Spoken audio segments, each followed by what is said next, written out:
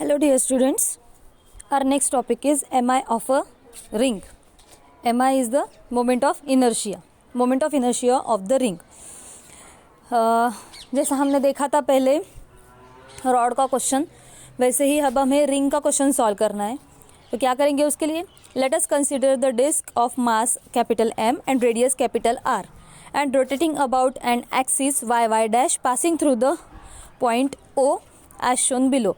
जो डायग्राम हमने दिखाई है उसका डिस्क्रिप्शन हमने दिया है. वहाँ रिंग ली है, उसका मास जो है वो कैपिटल M है और रेडियस जो है वो कैपिटल R है. Here mass per unit length अगर हमें निकालनी हो, मास पर यूनिट लेंथ का फॉर्मूला क्या आएगा? Total mass upon circumference. Okay, so total mass क्या है हमारे पास? हमने कैपिटल M दिया है और सरकमफरेंस सर्कल का है क्योंकि रिंग जो है वो सर्कुलर है ना. So M upon 2 pi R. Divide the disc into the large,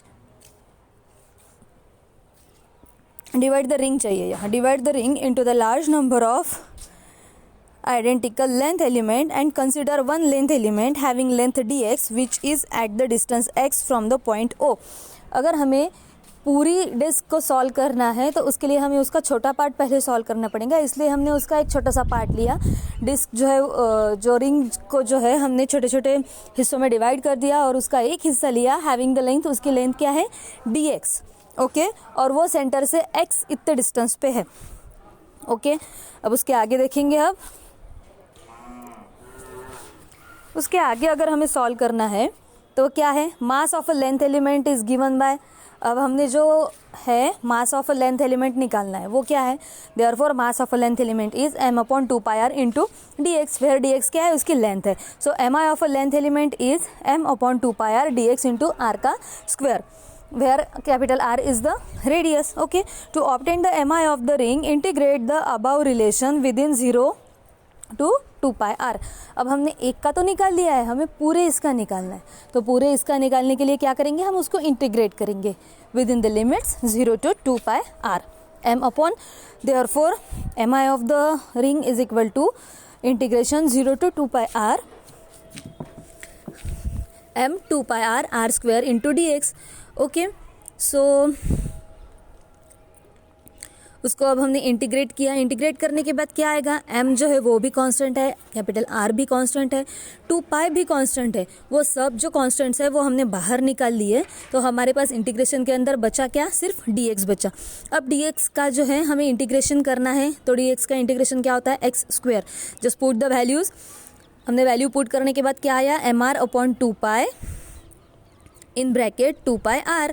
okay, तो 2 पाई कैंसिल हो गया. तो mi ऑफ द रिंग आया m इंटू r का square. Okay, so mi of the ring is given bye m into r का square. हमें हर इसके formulas learn करने हैं क्योंकि इसके ऊपर हमें एग्जाम्पल्स पूछे जाते हैं एग्जाम में. सो पहले क्या किया हमने? एक रिंग ली, उसका रेडियस कैपिटल R लिया. उसके बाद उसका मास कैपिटल M लिया, रेडियस कैपिटल R लिया, उसको छोटे छोटे हिस्सों में डिवाइड किया. उसका एक लेंथ एलिमेंट लिया which is dx. Okay, mass per unit length is given by total mass upon circumference. तो m अपॉन 2 पाई r किया. उसके बाद जो है हमें निकालना है mass of the length element. तो mass of the length element अगर निकालना हो तो क्या है? m upon 2 pi r into dx. Okay, तो m upon 2 pi r into dx into r का स्क्वायर. ये आ गया, लेकिन ये था हमारा लेंथ एलिमेंट के लिए और हमें पूरी की पूरी रिंग के लिए चाहिए तो उसे इंटीग्रेट करना पड़ेगा 0 to 2 pi r with in the limit. Okay, तो इस लिमिट में हमने उसको इंटीग्रेट कर दिया. क्या आया फिर वो? m अपॉन 2 पाई r का स्क्वायर इंटू dx. अब इस केस में m 2 r पाई ये जो सब है ये कांस्टेंट्स हैं. इसको हम इनको सबको हमने बाहर निकाल लिया. हमारे पास इंटीग्रेशन के अंदर बचा dx. ओके, सो dx का हमने किया इंटीग्रेशन. dx का इंटीग्रेशन क्या होता है? x स्क्वायर होता है. सो x स्क्वायर किया.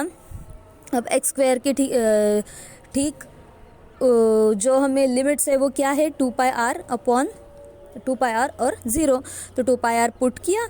एम आर था हमारे पास, तो